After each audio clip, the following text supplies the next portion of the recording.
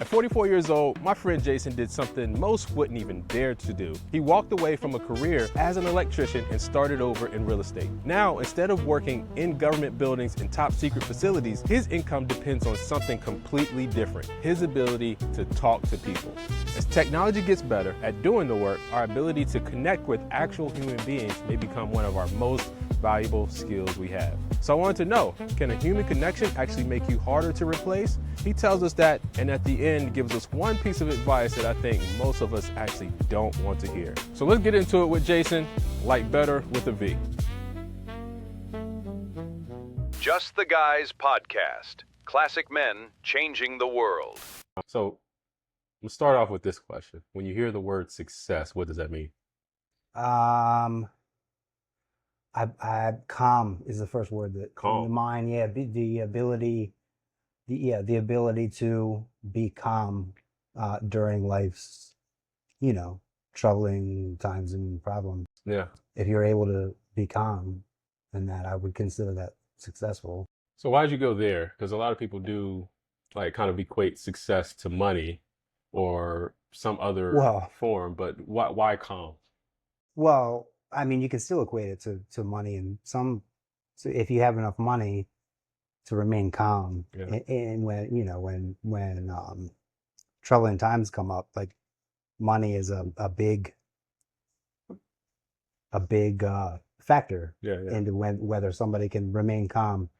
When it's over 50% of Americans couldn't afford a $500 emergency. Yeah, that's crazy. You can't stay calm in an emergency if it's more than what you can handle. So money is definitely a part of it. I don't think it's the end goal. Yeah. Like it's definitely a tool to get there. Yeah. But so have you achieved that success then, or how would you say when it comes to? No. At times. Yeah. Yeah. At times I've achieved that success, but I also feel like I'm more comfortable with debt than a lot of people around me. Okay, with debt? With debt, yeah. Okay. Yeah. So like I wouldn't consider myself good with money. Okay. For most of my life, any bind I got myself into, 2 months of overtime would get me out of it. So you weren't deep in debt then, you were just... No. Well, see, that's perspective. So is $20,000 in credit card debt a lot to you? I mean, depends on how much money I'm making. Yeah, exactly. Yeah.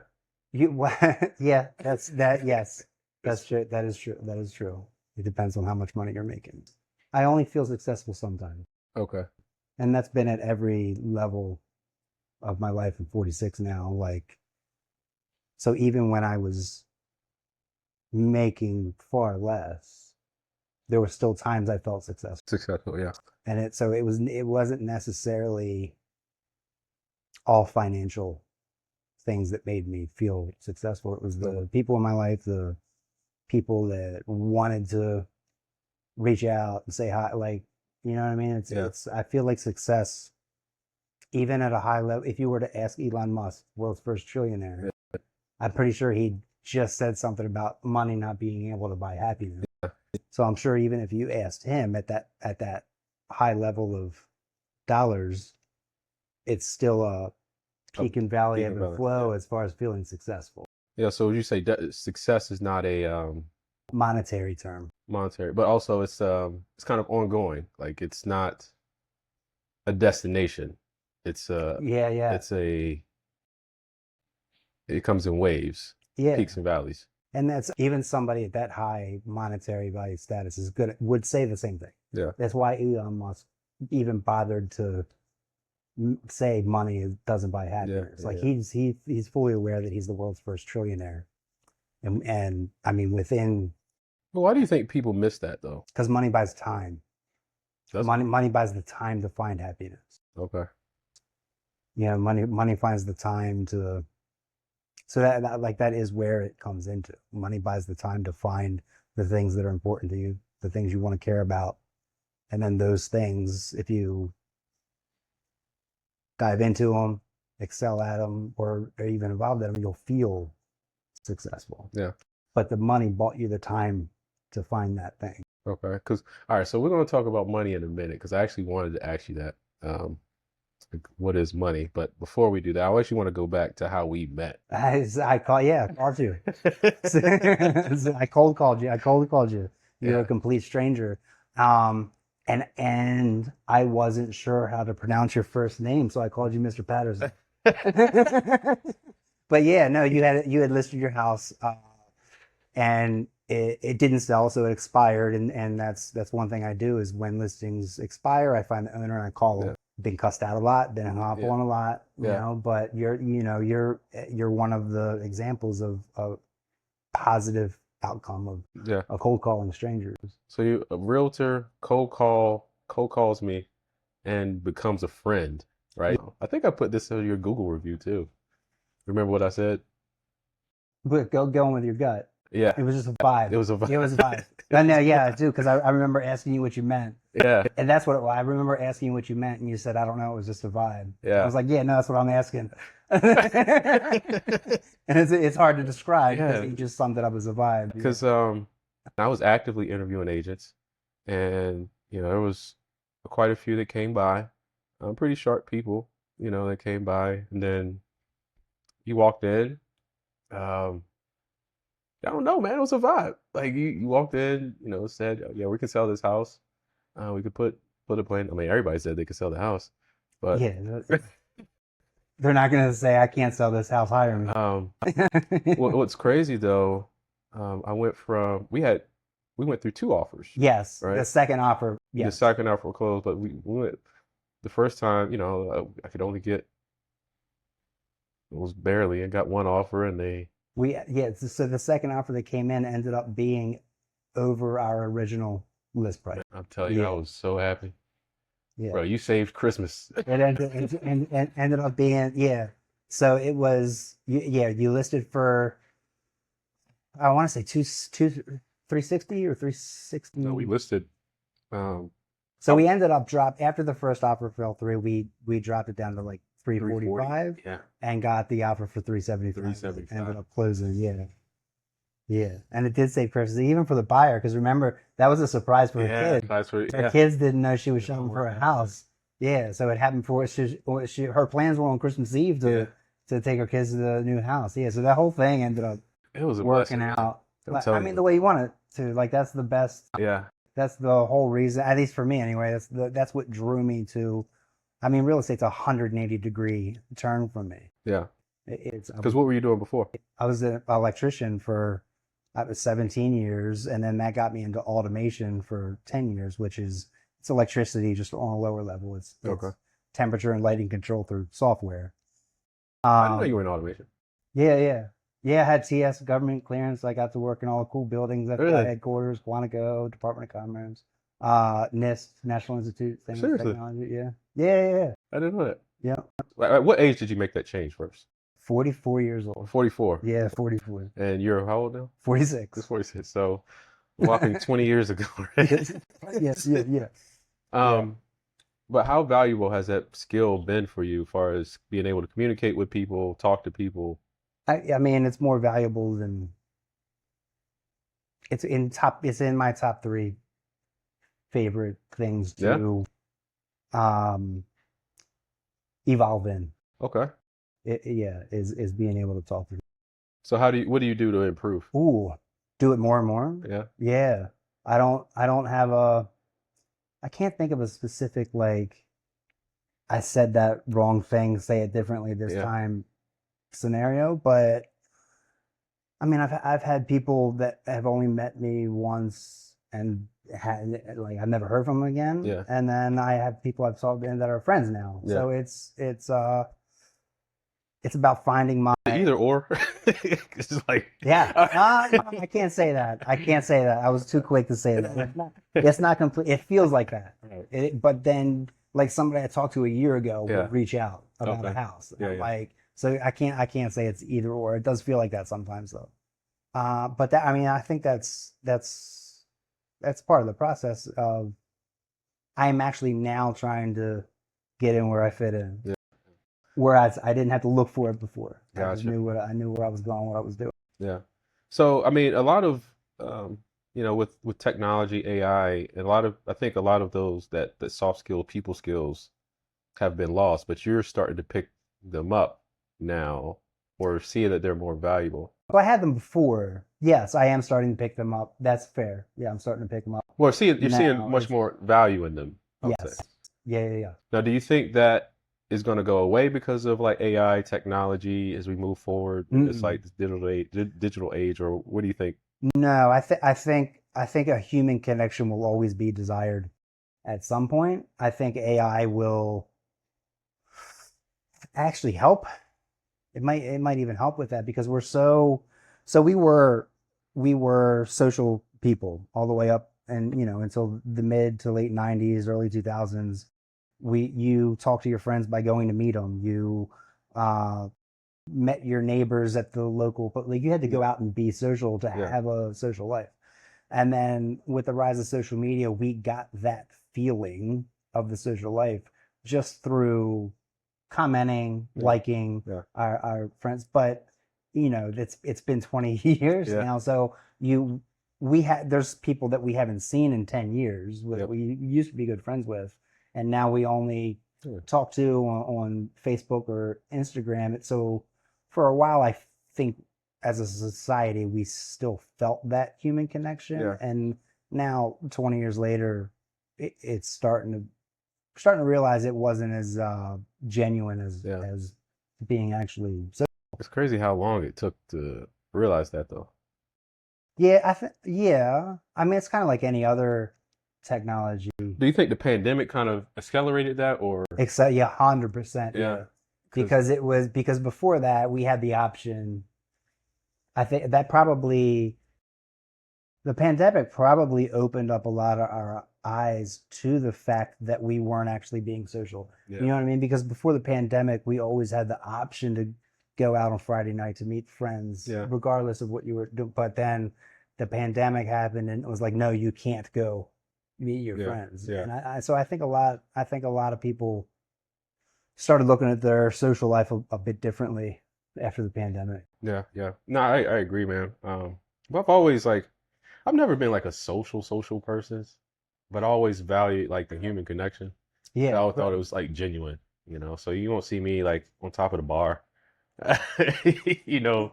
you'll be cheering that person on. Yeah, or I'll be sitting on the wall, man. What are they doing? Yeah, But yeah. when I go home and talk about, man, it was a great time. Right. The point is you were still there. Well, I was there. Yeah. Yeah. The whole human connection, man, is lost. Yeah. But I do feel I made a song on AI the other day, man, Like you and typed in prompts and I typed in prompts. I gave it a script. I'll let you hear it afterwards. It sounded like the craziest, coolest 90s R&B jam. Oh, like it worked for you? Oh no. This thing was scary, man. Yeah, yeah. It's scary because of how much I'm actually feeling the song. Yes. Yes. The fact that it worked for you, because there's like AI music, you can usually be like, a person wouldn't write that. Yeah, you know? yeah. But if it worked for you, that's And it tells a whole story. It tells a whole story, but the instrumentation that they had on it, like the reverb on the vocals, the live drum they sound, hit all the right stuff. it's like, oh my gosh.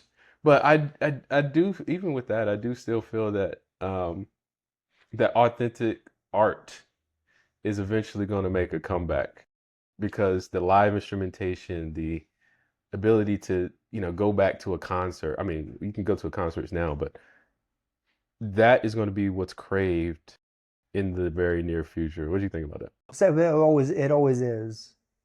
Like it always. So we're now seeing the younger generation come up with the concept of a mall and think it's a Hold on, original what? idea.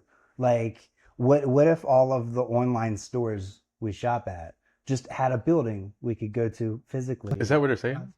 Yeah, they think it's an idea because they don't. Oh, is this on social media This is now? yeah. But it's young. I mean, we're talking. It's the teenagers. But still, I mean, that's today. Gen Alpha. That's, Yes, yes, for sure.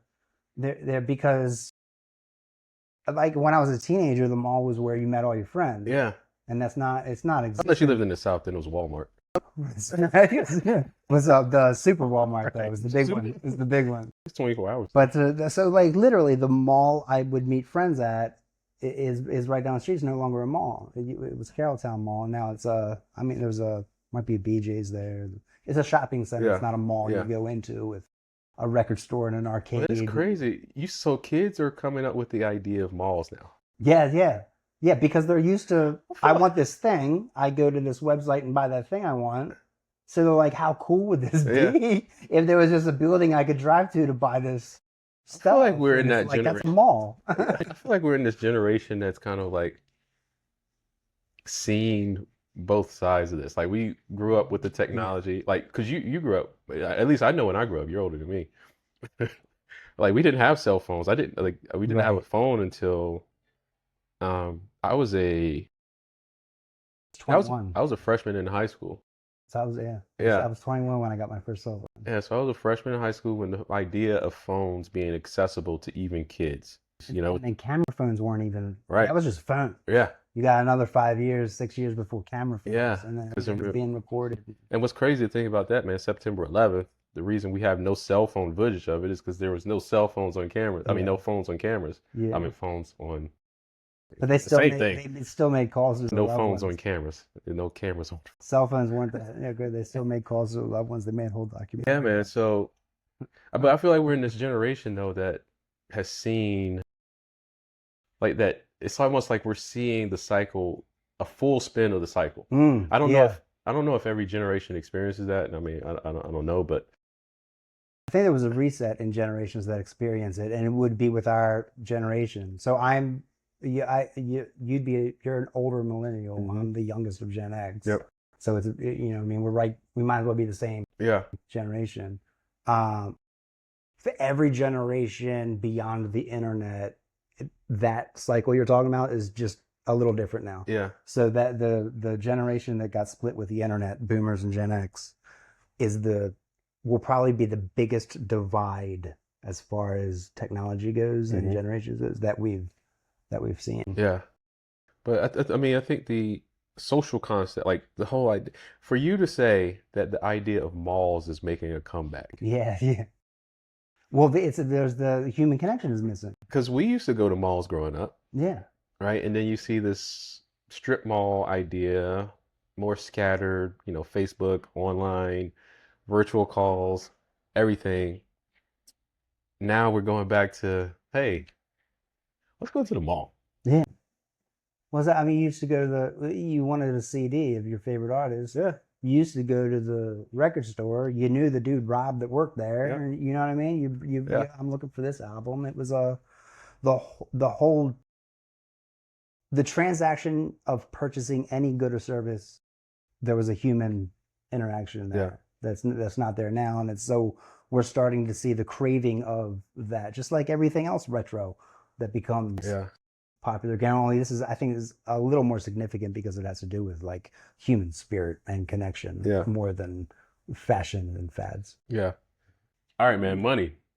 That's your subject.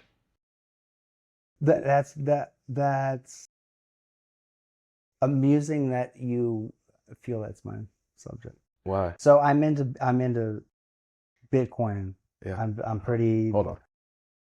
Yeah, man. I know you do. Because you gave me the book.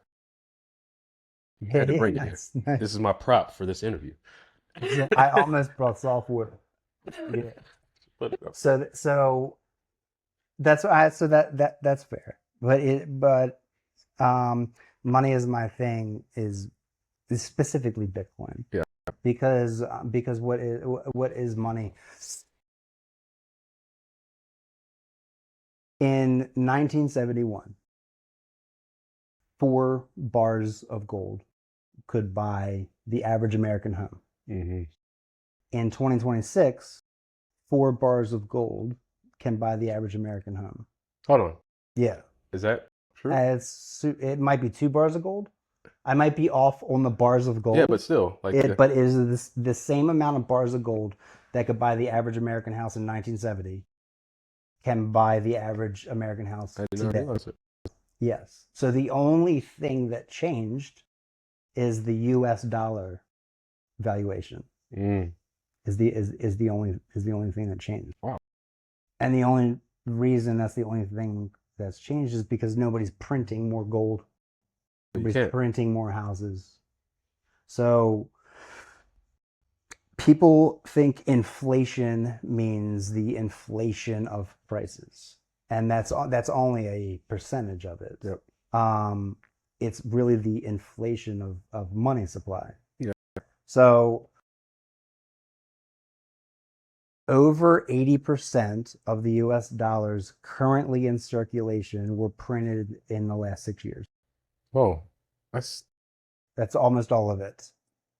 It's over 80% of US dollars currently in circulation were printed from 2021. That stat came out in 2023. So we're 3 years past that. So it's probably a worse stat now if you were to look it up. So the more dollars that exist in circulation, mm-hmm. the more of them it's going to require to buy a good or service. Correct.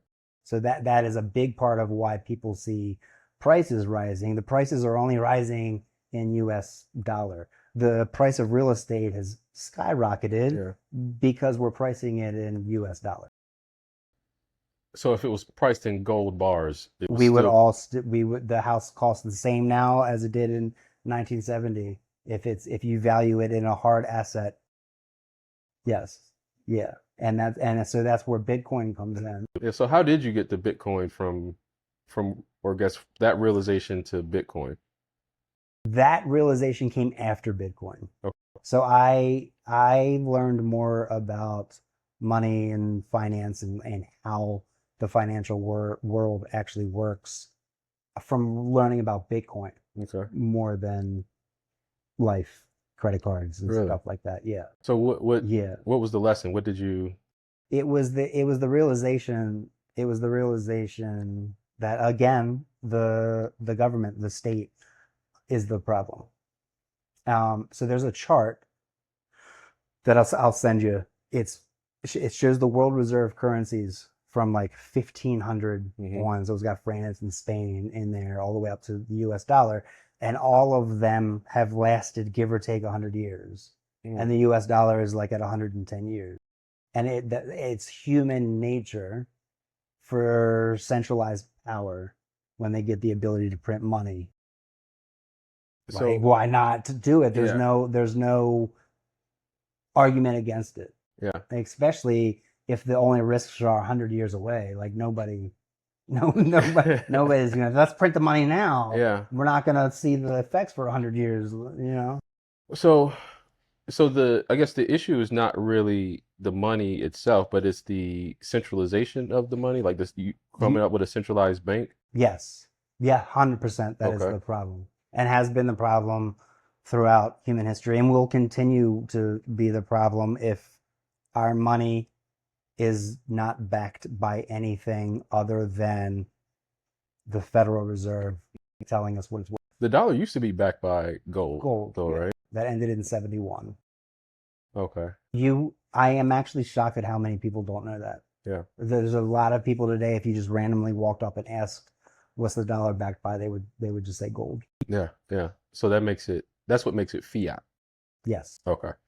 All right. So we have this problem. Money is barely worth the paper it's written on. So how do you see, I guess, maybe Bitcoin or something else as the solution? So up until Bitcoin and blockchain technology. So it's really blockchain technology, and Bitcoin is the first blockchain, which means it will forever and always be the longest blockchain. Gotcha. Before that, ideally, gold would be the best store of value and medium exchange. You melt it down into weights that are coins, and goes. But the government can't print gold. Yeah.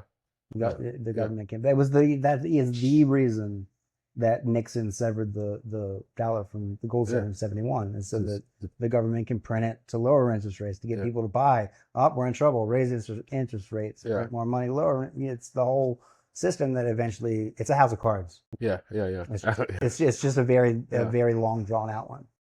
So Bitcoin comes in and is the solution to, we can't carry around coins of gold. You know what I mean? In little sacks. We can't do that anymore. Everything's digital. I mean, it's like literally everything's digital. Our money's not even, when's the last time you counted out some cash and paid for something? It's all on a card. I mean, some cash. It's rare. It's rare. I actually don't, I might have some coins in my bag. I don't have any cash on me right now. So as far as money goes in society on monetary terms, Bitcoin, it's no government or entity can ever start printing more of it. So there'll never be more than 21 million of them. And there's only like 1% left to mine.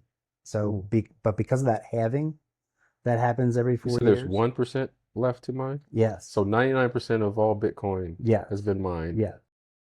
But because of that halving, every 210,000 blocks, which is roughly every 4 years, the last full Bitcoin will be mined in the year 2140. So over 100 years from now.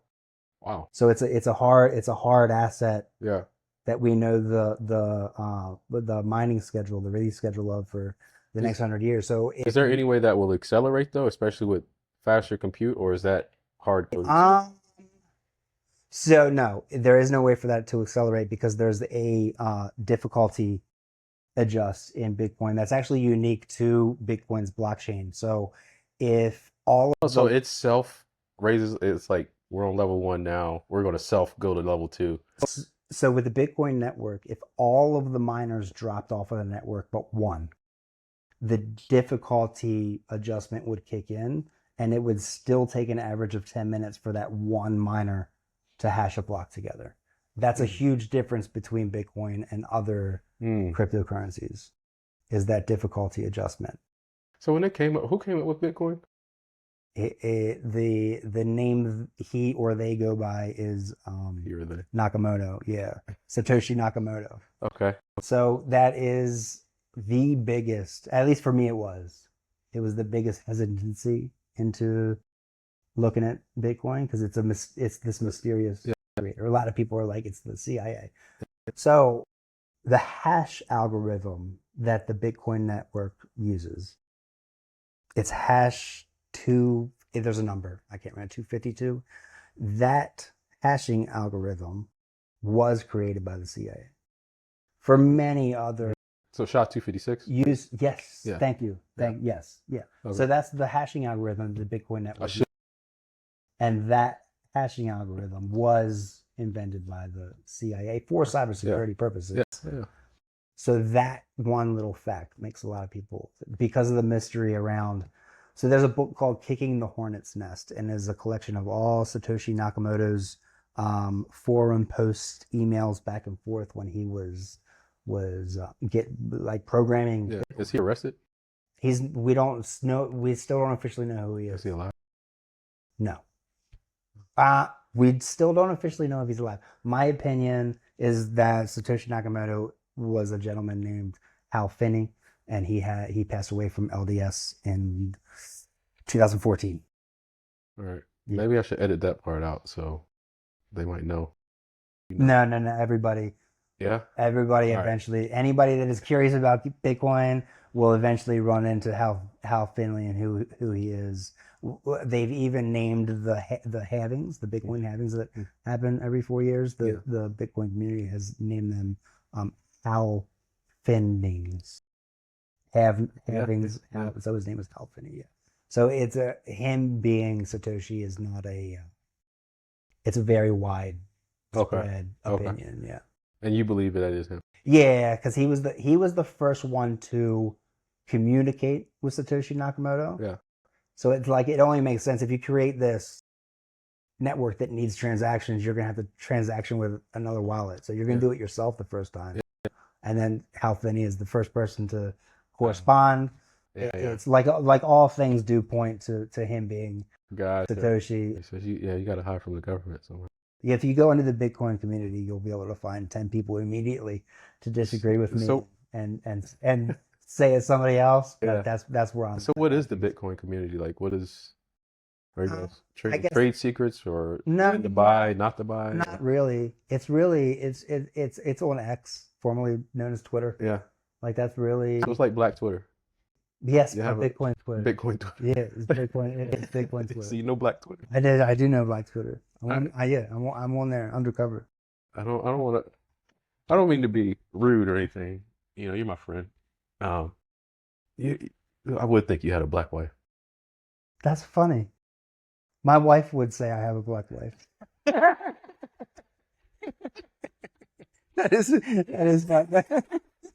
That is funny. And what I said is true. Yeah, that I was thinking about that That's this morning. that's I'm like, man, this dude. Yeah, I think he's gonna have. that's funny. I see what you mean. But Like most people say I would have a white wife. Most people what? Would say I would have a white wife. Really? Yeah. Really? I mean, it is that I'm at the point where I think that's almost silly. Thinking of Yeah? that. Yeah. Yeah. I'm more I would be a lot quicker to judge people on what they believe. Yeah. More than anything else. Yeah. Like why do you think you're here? Yeah. You know what I mean? Like Yeah. I mean, the things you're describing are literally on the surface. Yeah, So it is. if you're not getting any deeper than the surface, you're not going to find anything No, you're right, man. worth being involved in or knowing or thinking about. You know what I mean? Like there's some jerks that have been known for saying this, so I don't want to lump myself into them, but it is culture over race. Mm-hmm. Some people do say it because they are jerks, but I say it like it's if everybody in the world had the same skin color, I still think different cultures would arise and be relevant. Yeah. No, you're right, man. And that's honestly that's what I find. Sometimes I find it hard for me to make new friends, is because everything's generally surface, and I'm like, nah, let's talk about your trauma in the past. And I'm not trying to be a therapist or anything like that, but it's like it's the most interesting thing about people. It's like, yeah, what makes you you?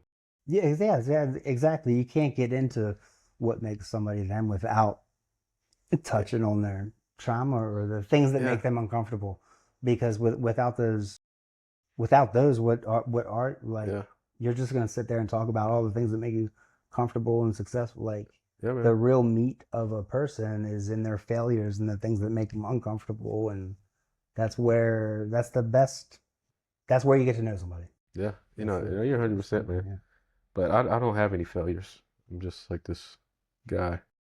You said you don't have any failures? Yeah. I got a list of them. That's a lie, man. Yeah. But you can't name a success without I know, man. naming a few So failures. maybe I'm not in there. successful.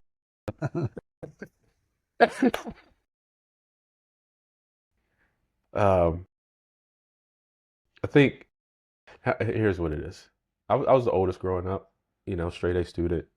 I'm still the oldest of my siblings, but None of them got older than you. none of them got older. But there was kind of like this, I guess, pressure.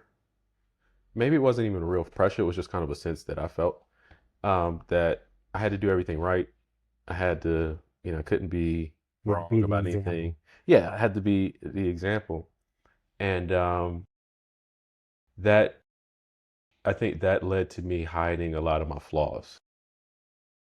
Okay. You know what I mean? Yeah. And not being able to open up to people as much. But at the same time, I was nosy. I want to know everything that's going on about everybody else. Yeah. To make you feel better about your situation. Yeah. You're not alone. Other people are going through some Yeah. things at the same And time. that's one thing that I guess started to learn, even learning now today. Um, and I hate to use this word, but trying to unpack some of that stuff. I told you about the fitness group and stuff I'm in. Um, and then one of the questions I would always have is like, am I really supposed to be in this group? Am I really supposed to be here? And it's just because I always felt like I'm not like anybody else. But the realization is that, bro, I'm just like everybody. Yeah, the realization is everybody else is also not talking about themselves in the way they should be. Yes. Yeah, that is the realization you tend to come to once you embrace the discomfort Yeah, and start getting out there. Yeah. yeah, man. But it's Really? tough, man. And that's kind of one of the things I want to kind of show people too, is that with all the technology that we have, with all the changes that we're going through, these cycles, fundamentally, we're all the same. Well, I am. Yeah, Fundamentally, we want the same things. yeah. Nothing So changes. Yeah, go ahead. that's the what people believe. I think Yeah. is a good um thing to ask above what do you do for a living? Where are you from? What do you make? What do you drive? Do you lead with that now? That's a good, yeah, What do yeah. you believe? What do I believe? No, but do you lead with that question? But I'm gonna ask you though. You're gonna ask me what I believe. But do you lead with that question when you meet someone? No, no, yeah, no, of course not. No, that's no, I would never. I mean, unless the conversation naturally progressed to what they believe. So you're in the bar, see somebody. I think through Hey, what do regular, you believe? yeah, yeah, no, I think the regular conversation, if it goes beyond 5 minutes, you're gonna start to get hints at Yeah, at what somebody believes. yeah. Do you judge people for what they believe? No, so judge people is too. We use that term wrong, Yeah, I think, because we use it as a negative thing, but we're all constantly judging everybody hmm we run into. I mean, it might be on a minuscule level, but we're still. You're a stranger. I don't know you. I'm yeah, talking to. We're judging. yeah, We're learning about them. I mean, that's natural, yeah, and people call it judging, and it's like, no, you just told me what you believe and what you do for a living, and I have an opinion on it. I thought we were having a conversation. Stop judging me. All right, I guess conversation's yeah, over. Like, you know what I mean? It's yeah, it's a negative yeah, thing, and I don't think it should be. It's a natural yeah. human thing to do when you're talking to somebody new. No, 100%. You're judging them, seeing where they're at, where they Yeah, stand, what they think, what they believe. So I don't I don't I don't judge people on what they believe. I do tend to judge people on how they present it, whether it's like, is it actual belief, yeah, or is it what you think you should be saying to me because I'm new? yeah, You know what I yeah, mean? yeah, That type of yeah. Whether they're thing. being fake or not. Yeah, Yeah, exactly. yeah, Yeah. So yeah, if somebody's beliefs is genuine, genuine, I that's what I look yeah, for in people. yeah. If somebody's genuine, Just being I'll real. yeah. If It's the somebody vibe. if yeah, somebody is genuine, I'll give them. I mean, all the passes and like Yeah. if they're So, okay, genuine. so especially like in the political climate that we live in, it's like you're supposed to be in a particular corner, Yeah, that's bad stuff. right? And I think that has led to a lot of, I mean, people are getting divorces on who you Yeah, voted for nowadays, which is crazy to me. Uh, I think we have to go back to just again that human connection, meeting people where, because everybody thinks it's Facebook, right? I can just unlike you, yeah. or unfollow. Like, no, like go have a drink with somebody you don't like. Yeah, So that social media has provided us an immediate defense. yeah, Like an immediate, if you're in conversation, most of the times, the only reason you're in conversation is because you commented on right. somebody's So, thoughts. yeah, It's immediate defense. You don't have to think about your defense or think about what you believe and how it's opposed to that. you can just say never mind and block them, and then that's it. And or you can copy and paste your response right from somewhere else. right.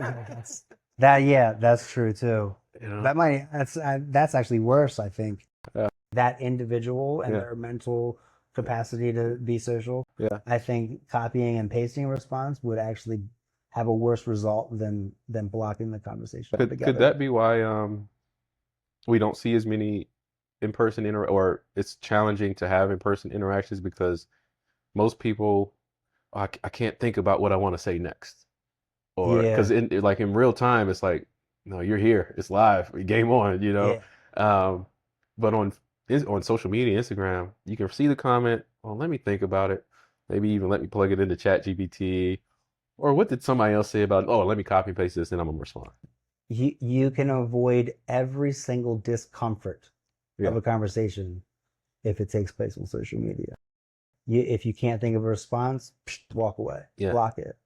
Like it's like in person, it causes an anxiety now to have to pause to think for an answer when it's just a normal human response. You're gonna think of a response before you say it, and then like nobody's comfortable with silence anymore. So I don't know, like have some music playing, I guess. But you're gonna have to think of a response that's reality, and I think social media has given people that exit. Of I don't even have to think of a response. Done. So get out in public, work those thought muscles. Yeah, meet people. Yeah, meet people. That is the highlight of my new career as a real estate agent is the amount of people I talk to directly correlates my income. Yeah. And so that's I feel like it's what I needed. Yeah. I feel like it's what I needed. I needed to be social again like I was when I was younger, and this has forced me to. Well, what's the worst that can happen? Tell me about your worst interaction. My worst interaction is not even worth, like it was somebody cussed me out and hung up on me. So tell me about it. Like what happened? Well, I mean that's it. So I mean it's happened several times. I call strangers. I tell myself that it's different than calling a stranger out of the blue and trying to sell them insurance. You know, because the people I'm calling, they did try to sell their house and it expired for some reason. So now I'm calling them. So that takes it's more warm calling than cold calling. But I mean, I can't tell you how many. You're the outlier. So when I called you, you were like, "Yeah, I am trying to sell my house again. I am interviewing agents. Yes, you can come here Thursday at 4." Like you are the outlier. Unless you're a spam call, though, I generally entertain it. Though that's just my personality. Outlier. That's not most people. Yeah. In this today, in this generation. Yeah. So among our age group, that might be.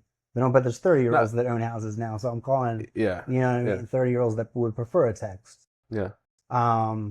That they don't reply to. So I'm calling. So I get the cuss outs, I get the hang ups, I get the take me out of your database, and then I get you. That says, come on over, and a year later we're chilling, we're friends. Like that's the whole. Came to my 40th birthday party. Well, yeah. Oh man, that But so this is what it's all about, man. Like. In 20 years, if I meet 20 of you, that would be a success. I would look at that as success. Yeah. That's crazy, man. All right. So one final thought that you want to leave with, young people today, facing the challenges of AI, they feel like they're competing with technology. Inflation is going through the roof. One piece of advice you would give them. One piece of advice? Yeah. Only one. Buy Bitcoin. Buy Bitcoin. If you're only giving me one, it would be that one. Okay. Yeah. What are they supposed to do with the Bitcoin? You have to hold it. Hold it. Yeah, hold it. So just like you're contributing to your 401k, stop that and convert it to an IRA if you want a retirement account. But just like you do that, do the same with whatever percentage you're putting into a retirement account. Put some of that into Bitcoin. I want to say, put all of your savings into Bitcoin. That would be a very irresponsible thing for me to say. Yeah. So I'm going to stay responsible. IRAs are better than 401ks. Whatever you're contributing to your retirement, take a portion of that and put it into Bitcoin. That would be. All right. So buy some Bitcoin. Yeah. If you're just giving me one. All right. Well, if you had another one, because you sound like you want to give Yeah, risk it all. risk it all. Risk it all. Yeah. Yeah, 100%. Yeah. If you're in your 20s, if I'm talking to somebody half my age, yeah. If you have a good idea and you're scared because of monetary but that risk it all to go for that idea. No, that's good advice, man. And I'll tell you why it's good advice too. It's because one, you don't get the time back. Right. You're only that age once. But two, we are living in an age where all the help is there. It's almost like every department of a major corporation has been democratized, right? So HR, Okay. web design, marketing. You can get a free ChatGPT, free Gemini, free Claude, and have those elements really work for you. And it's not being utilized. Right. I think that's the element of the large language models that aren't being tapped into, right? We see AI as taking a lot of jobs, which it is, but at the same time, there's more opportunity for the idea that you have, or especially as a young person, that idea that you come up in that God-given brain of yours to execute. Right? I had another guy on the podcast. He was like, AI has eliminated excuses for not executing. Right. Right? Because I feel like you're hitting me a little bit too with that. Yeah. Because there's definitely AI that I am not utilizing right now. So yeah. it's just one right. of those things, man. Like, so, and even now, I feel, I still need to take advantage of opportunities, Right. And this, so I might be talking to the young cats out there, talking to me. Yeah, a little bit. Yeah, I think we all are. Yeah. Whenever we give advice to younger people, a little bit of it's for Almost us as well. 90%. Yeah. I'm not telling you what But no, if I was talking to I'm 46. If I was talking to a 23-year-old, my two pieces of advice would be to risk it all for something you believe in, and buy Bitcoin with your. Cool. That's it, man. Appreciate it, brother. Absolutely. Yeah, man. Yeah. Oh, cheers. And thank you to Patapsco Distillery for allowing us to sit in